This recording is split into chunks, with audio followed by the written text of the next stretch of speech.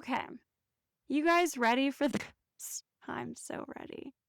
But yeah, this is Will to Folly. Welcome back. I'm Megan Alexis, your lovely, benevolent host.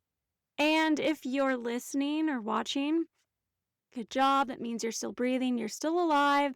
So we are both alive here on this planet in this exact time period, which is pretty astounding. Anyway, we in the last episode talked about how intelligent people can find pretty easily every flaw in someone else's reasoning and then miss the same flaw or flaws in their own. So in this episode, it's gonna sort of build off the last one. They all really build off each other because there's going to be recurring themes because that is how this should work. And in order to learn, one must rehearse, and rehearsing requires repetition. Anyway, so I want to take up the question, are we supposed to laugh at Don Quixote? Bear with me. I love this novel. It's amazing. If you haven't read it, go read it. It's hilarious, but it also has some deeper meaning. But yes, we are supposed to laugh at Don Quixote. That is the obvious answer. Cervantes did not write like 1,000 pages about a man attacking windmills and picking fights with sheep because he wanted us to adopt this sepulchral, somber tone and just sit in like academic silence. Okay. The book is hilarious. I laughed out loud many times. But when you start to peel back the layers, like with any great classic, you can extract different themes and apply them to human psychology and current social practices. So we're going to draw parallels. So in the book, people basically find out pretty early on that Don Quixote has like lost his mind. And then you kind of see what they do, how they react to this knowledge. So the question then becomes, when we identify someone's weakness or we see something that makes it easy for us to manipulate or humiliate, what do we do with that? There's going to be some stuff that is familiar and we all can relate to. So real quick, in the book, there's this aging gentleman, Don Quixote, his name's Alonso, and he has this obsession with reading books about knights and giants and damsels and heroic quests. He's like a whole personal library. It turns into this obsession. Reading is always healthy and good until you start to see everyone and everything around you, including yourself, as characters of these books. Well, so he decides he's a knight, essentially, and then he appoints his horse to be this like really awesome knight's horse, and it's this feeble old poor horse who is not ready for these legendary excursions. And then he appoints this random chick from the town that I don't even think she knows him, and he renames her Dulcinea del Toboso, and basically he just dedicates all of his victories in her honor. He has this ridiculous homemade armor that is absurd, and knights don't even exist anymore. So there's also this anachronistic situation. Obviously, he encounters people and they're like, what the fuck's going on? A flock of sheep becomes an enemy army. He sees windmills as giants. And when people try to correct him or bring him back to reality, he decides that no, they've been fooled by an enchanter. It's kind of this very efficient belief system. Does it sound familiar? I'm sure there's examples you can think of. Humanity really has continued to refine this whole gaslighting feature throughout the centuries. So Don Quixote does cause a lot of harm to himself and others. He interferes in all kinds of things and situations that he doesn't belong in, that he doesn't understand. He attacks people like innocent bystanders, and then he frees a group of prisoners, they're galley slaves, because he assumes that they are just innocent victims of oppression. And then how do they thank him? Well, they rob him and throw stones at him. So the universe does provide feedback, and it's not subtle. It's pretty obvious. His intentions are often good, though, and that's what keeps him from becoming a simple character, a simple idiot that you can just comfortably laugh at. I mean, you can still laugh at him anyway because he's amazing and it is funny. You can laugh with him, at him, whatever you feel comfortable saying. But he is a good protagonist. He's generous, brave, loyal, and occasionally he's actually more perceptive than the sane people around him. And you find yourself rooting for him even when he's causing a lot of harm, you know? He wants the world to have more justice than it does. And, his methods, yes, they are catastrophic, but the hope itself it's admirable. And that combination is what makes him interesting because we know, if you know me, I love the complexity of people. I love that we're all walking contradictions. But so Don Quixote can be ridiculous and admirable within the same page, which is inconvenient because we like our fools and our idiots to be very clearly defined and labeled. Otherwise, we have to start thinking about things. And we are lazy thinkers. We don't like to think. That's why we don't do it. And then it makes everyone else really annoyed, or the people that are thinking just feel like they're alone in the world and what's happening. But anyway, in the second part of the novel, so Don Quixote and Sancho, his neighbor that he just appointed as his squire, who's been in all the adventures with him, poor guy, he just tries his best. But they find out that there's been a book written about their adventures from book one. And so in this second part, it's like a sequel about them reading about themselves from their adventures in the first book. And in the second part, they meet a Duke and Duchess who have read all about them. So they've really become infamous. But the couple knows that Don Quixote cannot separate his fantasies from reality. And they also happen to have a large sum of money, tons of servants, and just seemingly endless free time. So they decide that they're going to treat him as the real knight that he believes he is and turn his confusion into household entertainment. So they welcome him with open arms with this elaborate ceremony. They construct these fake enchantments. At one point, they convince Don Quixote and Sancho that they're on this horse that's flying through the air and they're blindfolded, so they believe it.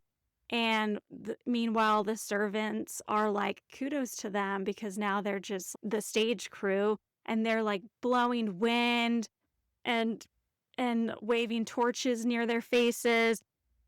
And then the wooden horse explodes. So this is, like I said, this is an extraordinary amount of staff involvement for just a prank. If I had to schedule several employees and acquire a wooden horse, I'd probably, ask myself somewhere around like the torch meeting, what am I doing? Is this too much? But they don't. They're extra. Aristocratic people were just this way. So they want to watch him fail. But for Sancho, unfortunately, he turns out to have excellent judgment. And he does show great common sense throughout the book. And he kind of ruins the joke for them, especially because no one wants to see the peasant guy demonstrating competence. So Don Quixote is irrational, yes, there's no argument there. And the Duke and Duchess understand exactly what's happening, and somehow they manage to behave worse. They're the ones that create the scene, assign everyone a role, gather an audience, and then just let the servants handle all the details. Each person participates, right? All these different household staff, they all participate in one small piece, which makes the whole thing feel like harmless fun, especially from the perspective of each person, rather than this, organized campaign that's designed to humiliate two vulnerable people. So if you think about it, this idea or this practice maybe has actually survived pretty well because 400 years later, after this books were written, you think about how we do things today. One person records a video of someone, another person posts it, someone adds a caption telling everyone who the villain is and how to interpret the situation. other people make reaction videos, and then there's always like the people that do this detective work because I guess they just have a lot of free time and they find the person's employer, their relatives, where they live, their phone numbers, and then repeat the joke and all this other content, just continues to circulate over and over. So similarly to the household staff in Don Quixote, everyone contributes a small piece. So no one feels responsible for the finished product. There wasn't a meeting where the crowd of strangers, decided on the punishment or how far this should go. Nobody votes that this stranger should receive, let's say, 50,000 insults, lose their job, and then remain searchable by the worst 3 minutes of their life forever until they leave and maybe after they exit this earth. So it just accumulates. And research on viral outrage has found that people generally approve when one person criticizes offensive behavior.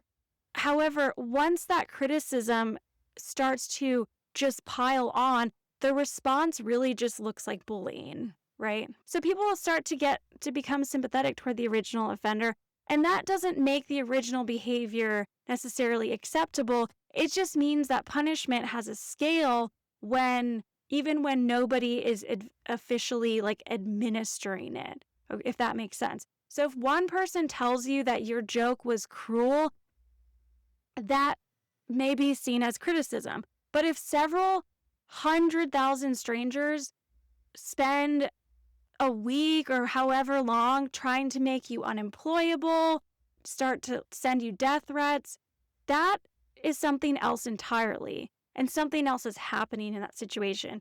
The 10,000th person still feels, though, that they only wrote 12 words because that's all they did. The target person, however, receiving all this backlash doesn't just experience those 12 words, right? The target person experiences the accumulation of the entire crowd of everyone who participated, okay? And of course, let's not fool ourselves. We all love public humiliation, partly because it makes us feel better. We have this word for pleasure at somebody else's misfortune. It's a German word. I'm not going to try and pronounce it, but you can just look it up. Usually we admit to this kind of thing in harmless situations, right? Like an arrogant person in a game show's eliminated, or someone falls immediately after on American Ninja Warrior, say. They're like all like, I'm tough and coordinated and brr, and then they just like completely eat shit. That can be funny, right? And I'm not going to pretend that I've reached this level of like spiritual enlightenment, not at all, where perfect comic timing just doesn't affect me. That would just also make me like really lame and one of those people that no one wanted to hang out with because I just ruined everything. But watching somebody else fall can also make us feel more capable. So that's another thing. It's not that we've improved in any way when someone else fails. So it's not like suddenly we are a better person. But that just means that they've moved downward. And apparently the ego accepts that as us somehow achieving some sort of upward mobility as a result. Power matters here. Mocking kings, politicians, wealthy elites, and other people who regard their importance as a permanent, settled fact is one of the most common ways that satire is used. Satirists have worked really hard to provide good satire, right? But an ordinary person recorded during the worst 10 minutes of their life is in an entirely different position because one, they a lot of times don't even know they're being recorded. They might have no public platform and no way to answer. And then by the time they realize what's happened, millions of people have already interpreted an entire situation. It's usually like the ugliest version possible of this situation and therefore of that person, just from like this small, tiny clip. And all that shows us is just what is happening in that time frame. Doesn't show you what came before, what happened afterward, what was the situation, what did the person understand at the time, were they frightened, were they grieving, confused, maybe they were intoxicated or having like a delusional episode, perhaps they were ill, or just, simply behaving terribly on an otherwise ordinary day, because we all have those moments. Context does not magically excuse bad behavior, but it does affect how much we can honestly claim to know. And online, we tend to make the largest possible judgment. It's bananas from like the smallest usable piece of information. Can we use our brains? It's just so crazy. So it's like, instead of someone just being able to act selfishly, like, oh, that was selfish. No, no, no, no, no. That person is a pathological narcissist. That man, he didn't simply just say something prejudiced, let's move on. He is now a permanent ambassador of evil. He is the leader of the Nazi party. Okay. So we love to do this. We love to diagnose someone, like we just reconstruct their whole childhood, assign political motives. That's like the favorite. And then contact their employer after reviewing just like half a minute of evidence. So,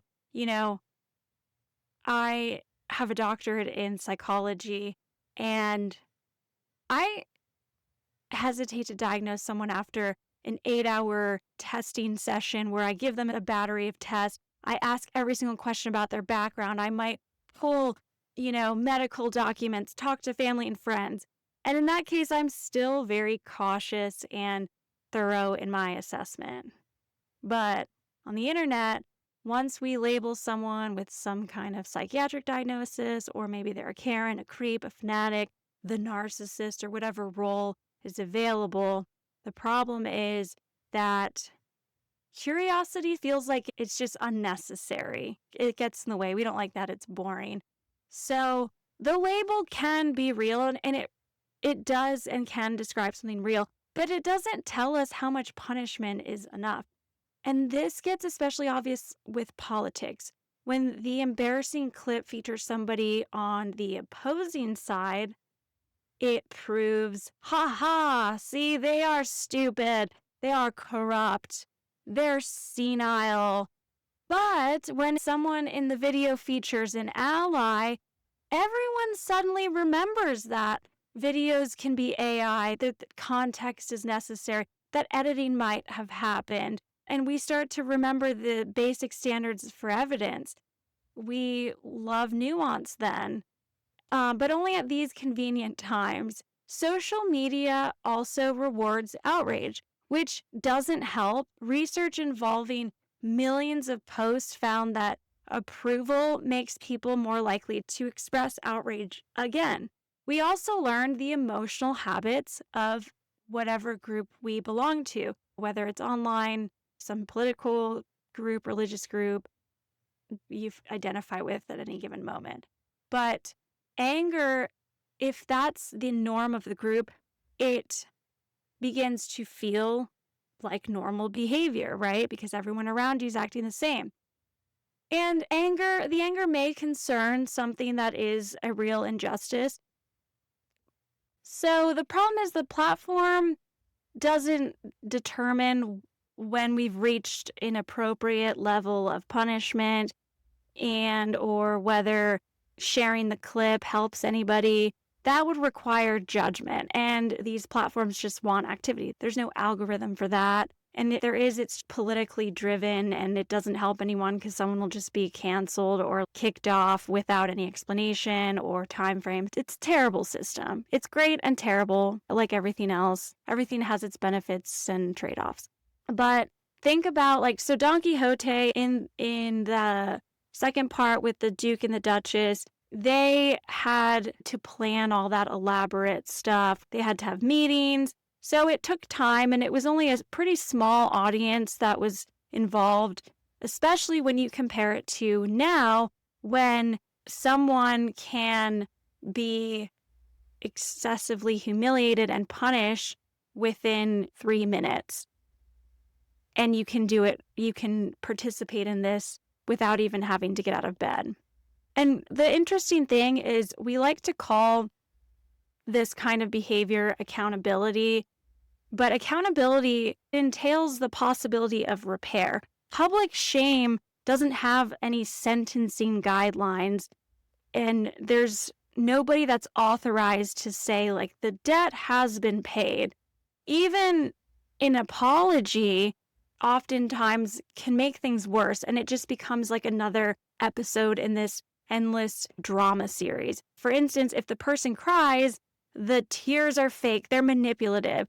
Maybe the person remains composed and calm. Well, that just means they're a sociopath and they have no real remorse. Maybe their apology is carefully constructed and articulate. Oh, well, that was too rehearsed, or someone else wrote it. But if every possible response just adds evidence to the prosecution, the person has been assigned a role that they're like never allowed to leave. That's exactly what the Duke and Duchess do to Don Quixote.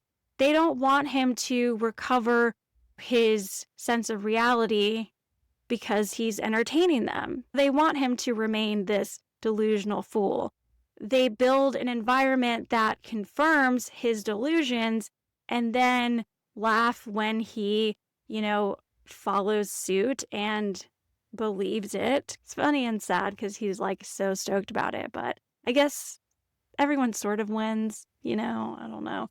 But he remains responsible for his actions nevertheless. But the sane people are not innocent observers anymore because they need him to continue being foolish. They're not trying to help him. We do this with online personalities too. Somebody becomes famous for being outrageous, offensive, unstable, unhinged, or spectacularly wrong about stuff.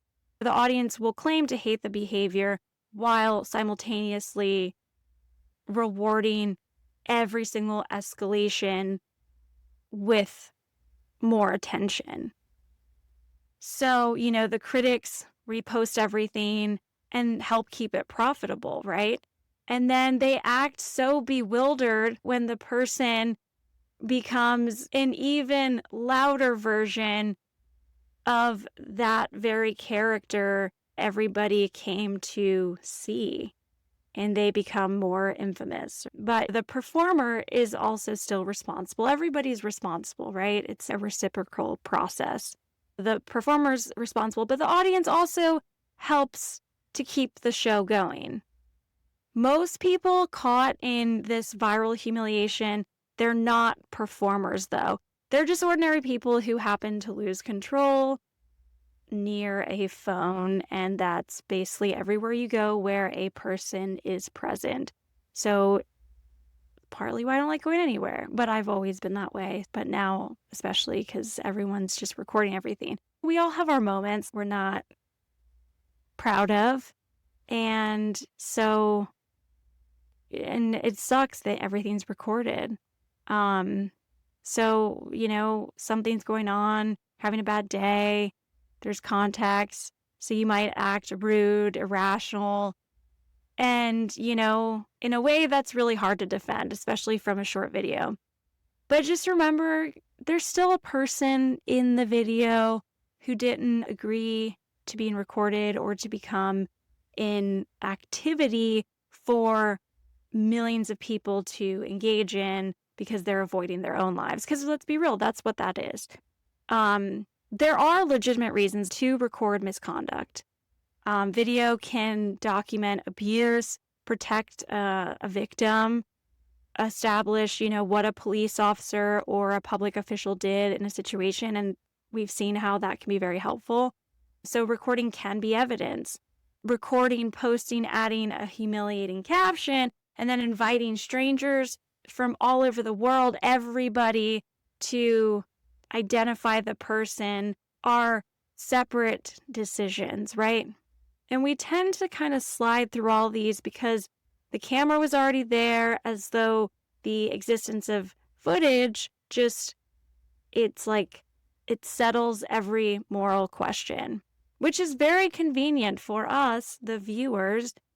And I include myself here. I'm human too. Okay.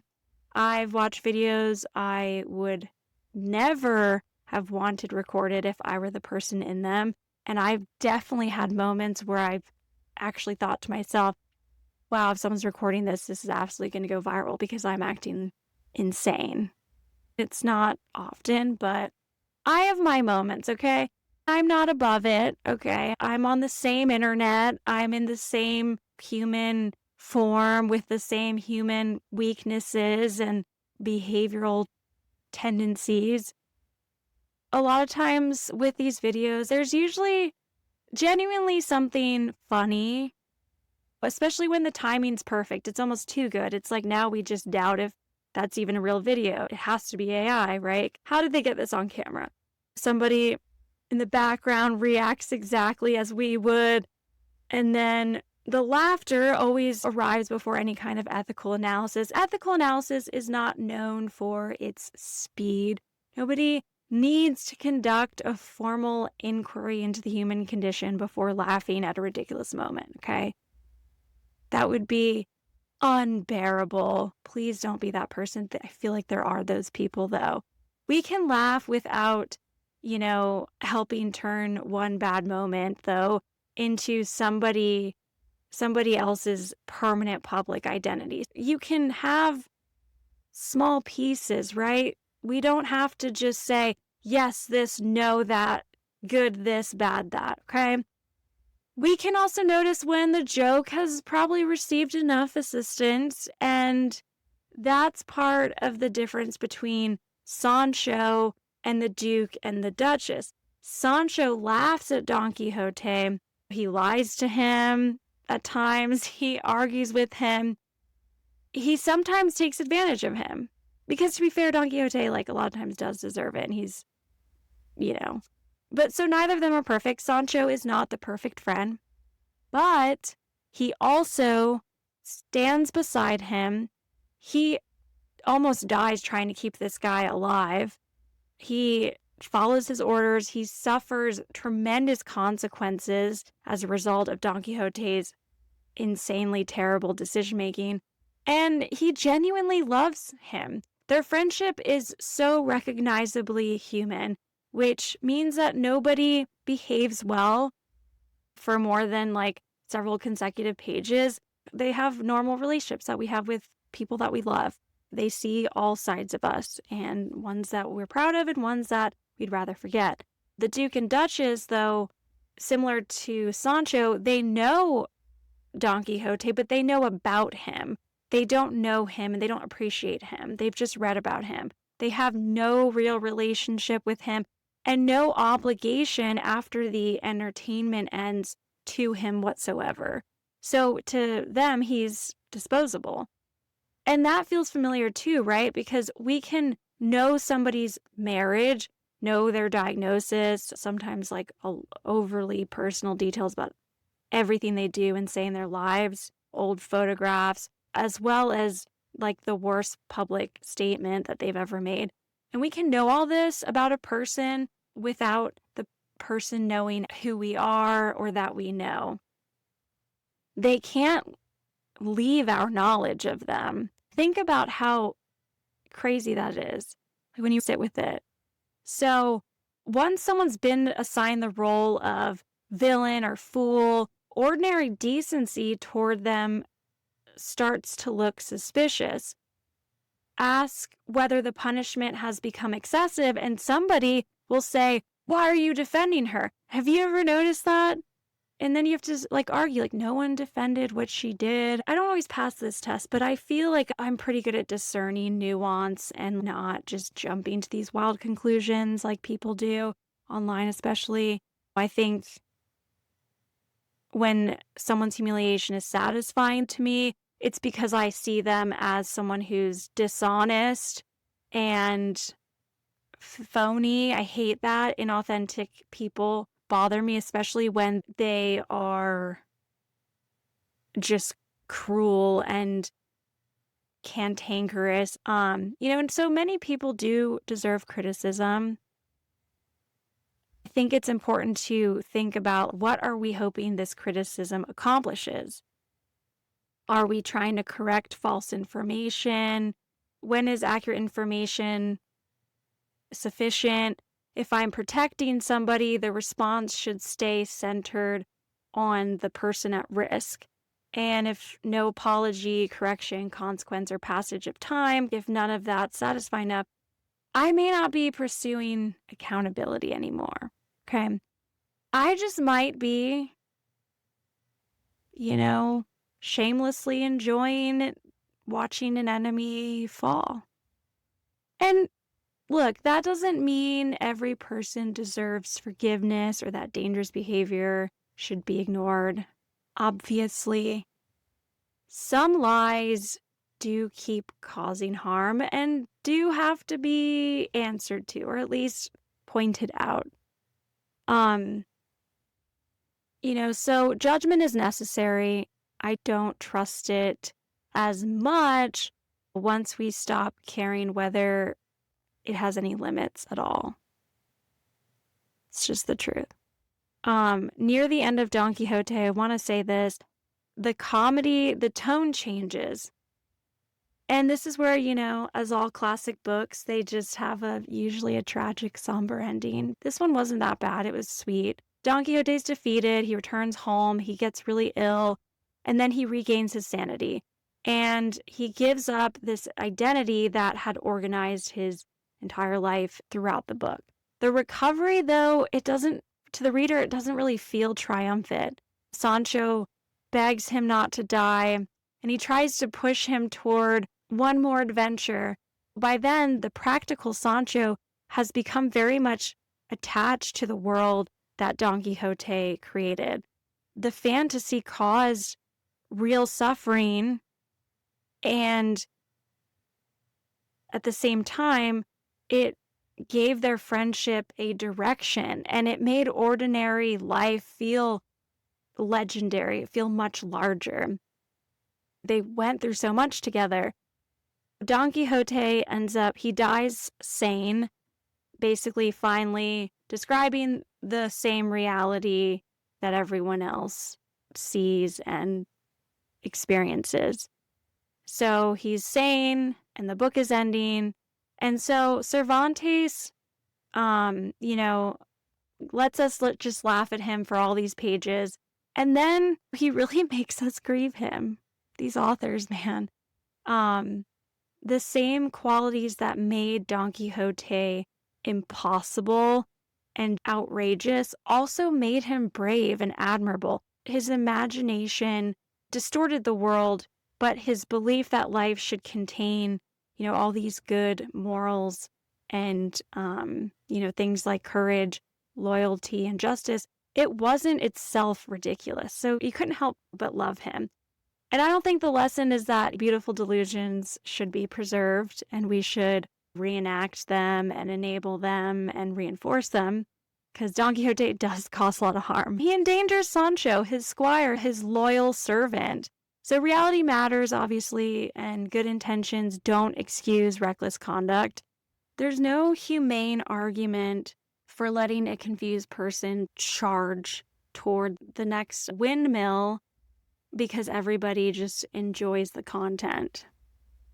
The people who wanted to correct Don Quixote never needed to exploit him first.